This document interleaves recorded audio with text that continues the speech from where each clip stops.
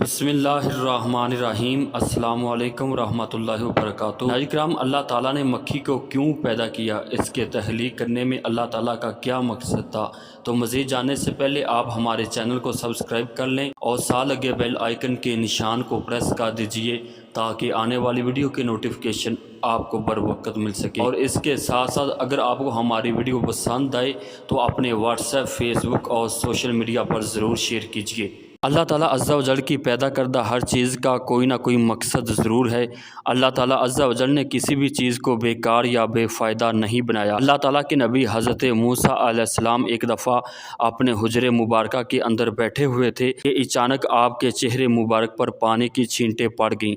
آپ نے اپنا چہرہ اٹھا کر اوپر دیکھا تو آپ کو ایک چھپکلی نظر آئی۔ یہ دیکھ کر آپ کو دل آزاری ہوئی اور اللہ تعالیٰ عز و جل کی بارگاہ میں عرض کیا کہ اے خدا، تو نے اس چھپکلی کو کیوں پیدا کیا؟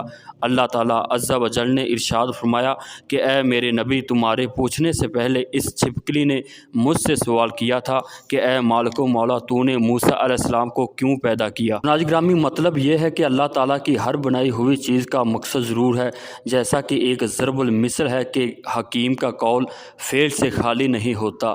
اسی طرح ہر چیز چاہے وہ جیسی بھی ہو، اللہ تعالیٰ نے اسے بیکار پیدا نہیں کیا۔ حضرت علی رضی اللہ تعالیٰ عنہ سے پوچھا گیا کہ اللہ تعالیٰ نے مکھی کو کیوں پیدا کیا؟ تو آپ علیہ السلام نے ارشاد فرمایا کہ حضرت آدم علیہ السلام کا ایک بیٹا جس کا نام قیام تھا، قیام ایک طاقتور مضبوط جسم کا مالک تھا، اپنی طاقت اور ہمت میں کوئی ثانی نہیں رکھتا تھا، اسی وجہ سے اسے اپنی طاقت پر بڑا فخر اور ناز تھا۔ وہ کہتا تھا کہ مجھ جیسا کوئی بہادر اور دلیر نہیں ہے، نہ مجھے کوئی ہرا سکتا ہے، کیونکہ میرے جیسی طاقت اور ہمت کسی میں نہیں ہے۔ تو ناظرین کرام، اللہ تعالیٰ نے اسے تکبر اور غرور کرنے کی یہ سزا دی۔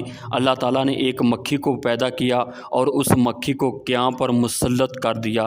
جب وہ سوتا تو وہ مکھی اس کے چہرے پر بیٹھ جاتی، یوں ہی وہ مکھی کو اڑانے کے لیے اپنا ہاتھ خود ہی اپنے چہرے پر مارتا۔ حضرت آدم علیہ السلام نے یہ دیکھ کر فرمایا کہ اے بیٹے، تم خود کو کتنا طاقتور سمجھتے ہو، لیکن تم تو ایک مکھی کو بھی اپنے چہرے سے نہیں اڑا سکتے۔ جب یہ بات قیام نے سنی تو اس نے غرور اور تکبر کرنے سے توبہ کر لی۔ تو ایک ایسا ہی واقعہ عباسی خلیفہ منصور کا ملتا ہے۔ عباسی خلیفہ منصور ایک دفعہ اپنے کمرے میں بیٹھے ہوئے تھے کہ ایک مکھی ان کو بار بار تنگ کرنے لگی۔